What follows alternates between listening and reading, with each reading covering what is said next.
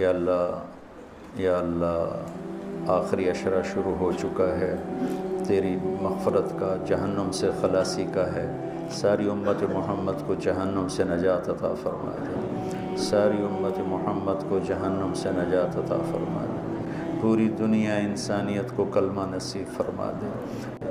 جو تیرے علم میں فرعون ہیں، شداد، حامان، قارون ہیں، ان کے وجود سے دھرتی کو پاک فرما دے اور اسے امن کا، عزت کا، آبرو کا، شرم و حیا کا گہوارہ بنا دے۔